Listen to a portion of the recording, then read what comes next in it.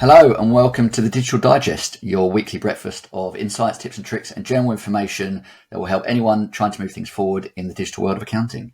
This show is brought to you by the Digital Disruptors and SB Digital, both of which are pushing the boundaries in the digital accounting space. I'm your host, and this episode is dedicated to recognising those digital disruptors in this accounting tech space as nominated by yourselves. And I'm incredibly lucky to be joined today by the infamous Sam Mitcham, who has built up SJCM Accountancy and is probably very well known for her involvement with Sage. So thank you, Sam, for joining today. And it'd be great to hear a little bit about you and how you got involved in accountancy.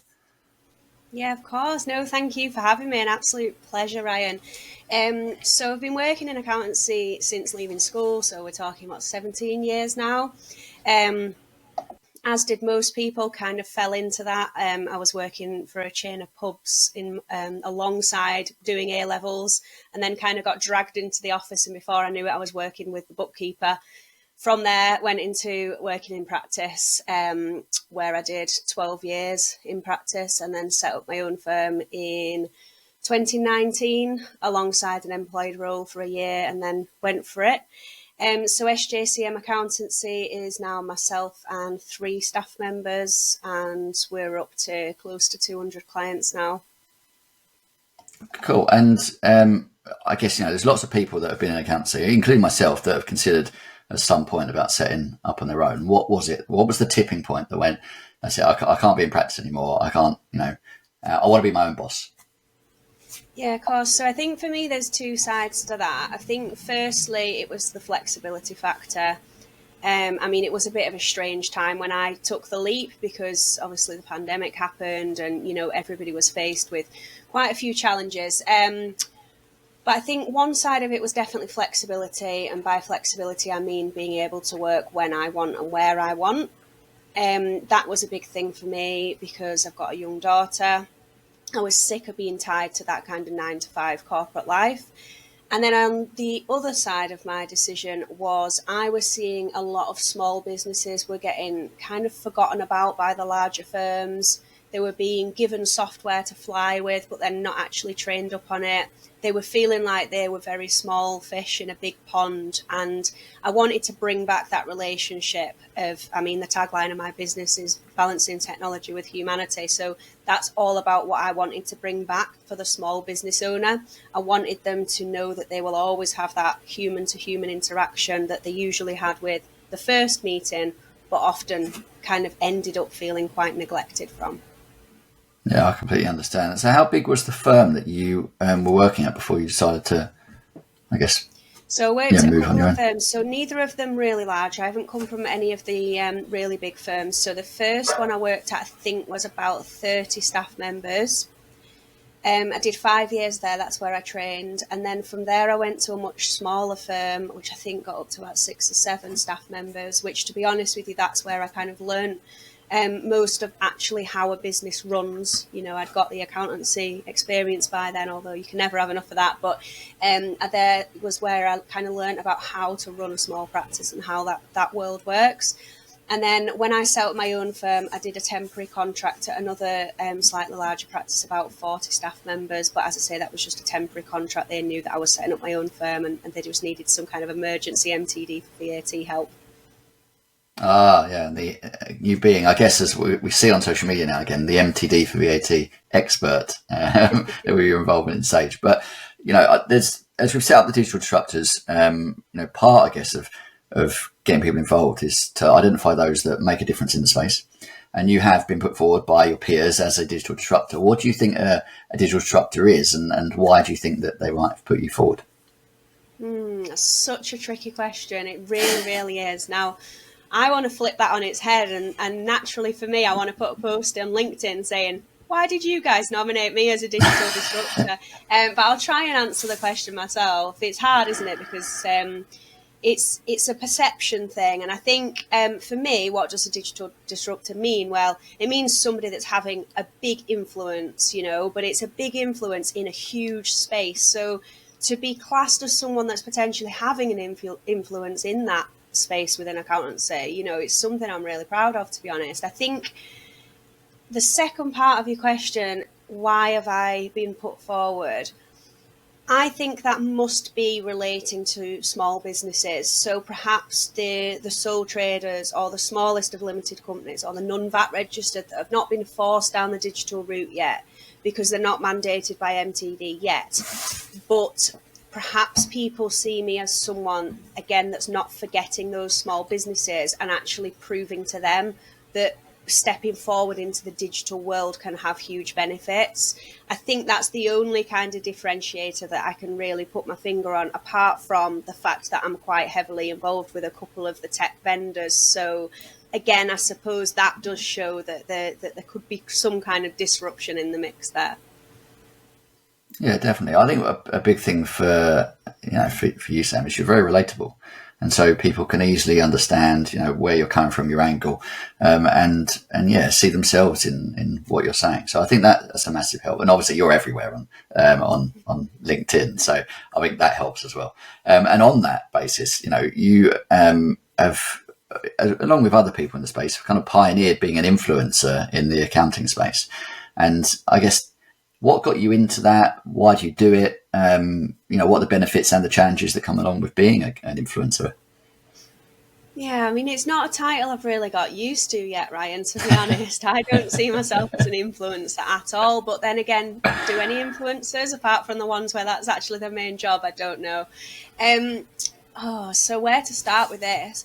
Why did I hit LinkedIn? Well, I hit LinkedIn because I'd kind of done Facebook and Instagram in my local community. And when I say done, I mean by using it to gain clients. I did that during lockdown, and I put all the government support forward in my own words, and I did Tax Tip Tuesday, and I did this, that, and the other. And it brought me a client base, a very local client base, because I was putting into kind of local groups, putting myself forward as the accountant. Then I thought, well, LinkedIn's a big, wide world, and why I chose to do social media as heavily as I did, in honesty, is because I had no advertising budget. So why not do social media? It was there, it was free, it was worth a shot. At the time, I had a little bit of spare time. I didn't have a full client base. I wasn't working to capacity. It seemed logical to me to try that before I spent a penny on advertising, which to date, I still haven't spent a penny on advertising because of what LinkedIn and other social media platforms have brought me. So as you probably remember, I did Tax Tip Tuesday on LinkedIn, which I think at the time was quite fresh and new, because there weren't many accountants saying, let's talk about the personal allowance, or let's talk about inheritance tax, or let's talk about whatever it may be. And I think there's two reasons for that. I think one, because often accountants are not the type of characters. I mean, we're seeing more and more, which is fantastic, but the majority probably still quite introvert and potentially not the kind of people that want to get behind a camera. Yeah, and I think we like a quiet space, don't we, in a dark room? That's generally our safe space. Yeah, somewhere to hide away and do what we do. And I think another reason potentially we weren't seeing a lot of it is because what comes with social media is a lot of criticism. And for every Tax Tip Tuesday video I put out there was probably another accountant in the comments saying, you forgot to mention the caveat that's legislation, and you've got to overcome that as an influencer, if that's what we're calling it.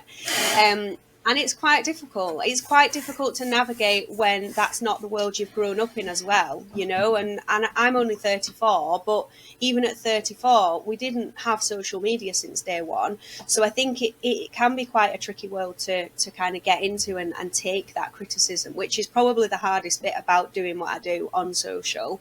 And then the other reason why I stick to LinkedIn, because now I'm not necessarily just putting out tax tips, I'm not necessarily just putting out things that are relevant to clients. I'm putting out my journey, and I get told a lot that I'm helping people that might be about to start a practice, they might be new in practice, they might be a few years into practice, and a few things I say they can resonate with, whether it be how it feels to lose your first client, or when somebody turns around and says your fees are too high, or, whatever it may be. I'm sharing that story to give something back to an industry that I feel has given me everything that my career is today, from a couple of the people that I've worked with in the past to some of the clients who I would now class as, as close friends that I've made over the years. Whatever it may be, the industry has given me a lot.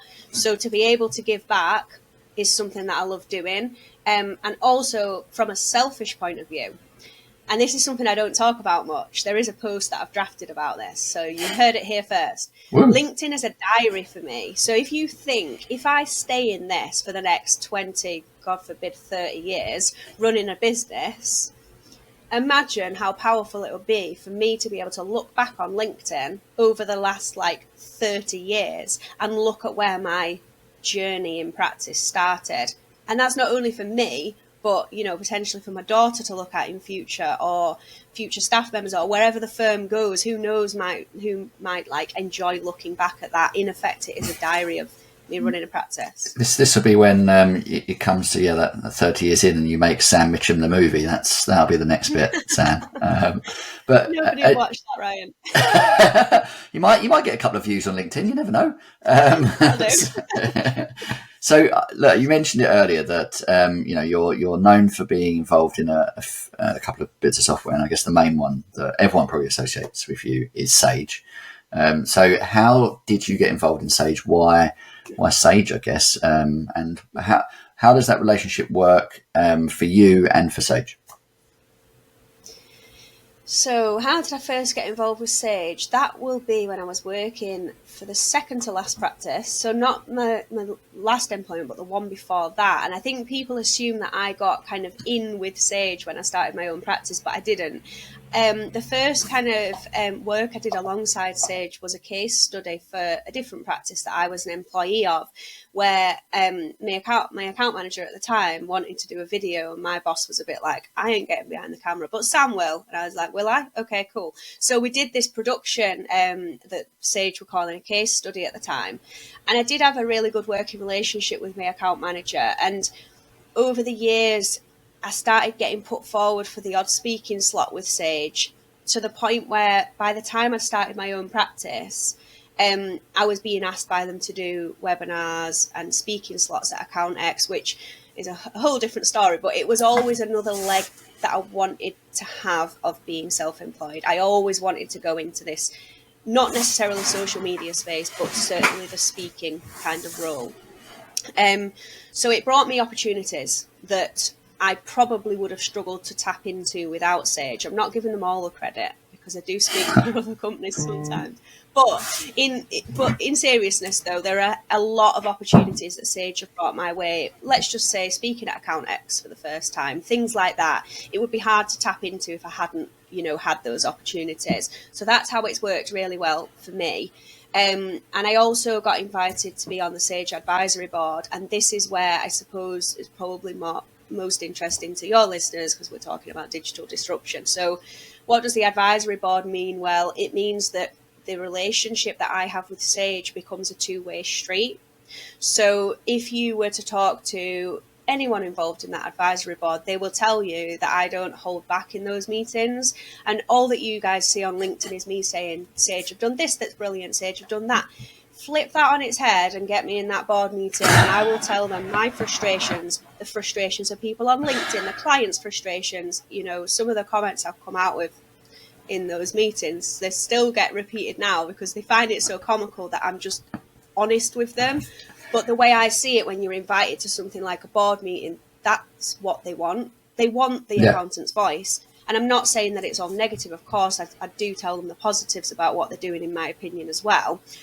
But that raw honesty brings a two-way street that I wouldn't be able to have with any other software. So alongside the fact that my account manager is fantastic, I've had the same one through several employments for absolutely years, and that relationship to me is really important. Whereas the competitors, I won't mention any names, they switch your account manager. It doesn't work for me, because it's all human to human for me, and that's what's important. Can you name drop the account manager? Kevin Brown. Kev Brown, yeah. There you go. Shout out to Kev. Shout out to Kev, yeah. Because not only, it's because of him that I've ever done any kind of filming and webinar stuff with Sage, but also it's because of Kev that I always had that kind of trust and understanding with Sage. Obviously I work with a lot of different people in Sage now, but that what I had from Kev from day one was honesty, and it really went a long way. So when Sage first released Cashbox, or whatever that absolute shambles was called, when we first went into the cloud space, Kev said to me, trust us. So we trusted them. And then we regretted it. But he came back and he sat down, hands on the table, and said, I apologise because I can see that we have made some errors in releasing this software. You know, and from there, then we worked together, you know, and look at where we are today. It's like we now have software that works, and also we've got that relationship that I think probably can't be beaten. Yeah, I mean, Sage, you know, they're a beast in the UK for accounting software. You know, they've been around. They owned the market for so long. I think they made some, probably incorrect decisions. You know, in the last 10 years that have led them down a path that's made it a bit more challenging for themselves. But you know, you are much more involved with Sage than I am. You'll know a lot more things than I do on the Sage side. So what do you think is the big positive that sets Sage out, you know, Sage Business, the cloud accounting side, let's focus on the cloud side, sets them apart from, I guess, the main competitors being Xero, QuickBooks Online, and probably Free Agent now? I think there's some areas that Sage don't kind of make enough of a sing and dance about within the software. So if we're talking from a tech point of view, just to give you one example, this is the kind of thing that I feel that Sage don't sing loud enough about, but is really, really valuable. So when Brexit happened and VAT went like, I mean, who's understanding VAT now? Who knows whether you've got to charge VAT, B2B, this country, that country, whatever. I was doing something on, and I'm not going to name the competitor because it's just not what I do, but one of the ones you just mentioned, I was doing something the other day, and it was a B2B sale, UK to EU of goods, blah, blah, blah. And I was on that competitive software, and I had to sit and work out myself which VAT code to use. Then I had to go check legislation to make sure it was correct, which I would do anyway. But my point being, the software wasn't actually helping me to do what I wanted to do. I went on Sage, and as soon as I put in the address of the company that we were invoicing, it automatically said, this is the VAT selection code that we've put on this transaction, and this is why, and told me which legislation to go to. So I was like, right, this is just... It's just intuitive in ways that I don't think the other softwares necessarily are. Similar with CIS, kind of how the CIS modules work, which is a space that I do a lot of work with my clients. And I am working, with no disrespect to them at all, I am working with some clients who they haven't even switched a computer on since leaving school. Yeah. You know, you're talking your builders, your electricians, they have to do a little bit of invoicing and stuff. But apart from that, they're not digitally minded because they're doing what they do. I mean, I couldn't fit a new light fit in, and I totally respect that. But when I first show them the software, they're often like, I can't do that. But then what I've found is they actually do find it really user-friendly. And I think, again, like Sage are listening to the market there, and they've just released Individual as their latest kind of, and it is actually going to be a free software, from what I believe, for the smallest of businesses. And that in itself, the fact that not only is it free and it's there, but I know that my clients will understand how to use it. Yeah, I think we heard it from Chris Downey and talked about on the podcast that the smallest version is free, I think from April time, and will, at least for the foreseeable, continue to be so. But I think it's great that they're prompting on the VAT elements based on who you're invoicing. That's not something that I was aware of, and I guess is either some basic AI or some really enhanced automation that they brought in. And I think that is a very good point, Sam. That those unique features are what, you know, Sage need to shout about, because that does elevate. It makes it easier for accountants, right? That's what we want to see from this AI revolution we're expecting to come out, I guess, in the next few years. But no, look, thank you, Sam, for coming on and I guess giving us a bit of your story, and, you know, accepting a little bit of my grilling on Sage. I always have to ask the challenging questions. But that does feel like a great place to wrap up this week's show. Hopefully this episode has provided you with valuable insights that you can take forward. Please do check out the show notes for links to the Digital Disruptors, SP Digital, and anything and anyone we've referenced in the show. If you want to ensure you catch future episodes, please subscribe to our YouTube channel and make sure to look out for the release on every Thursday morning. Look forward to speaking to you next week.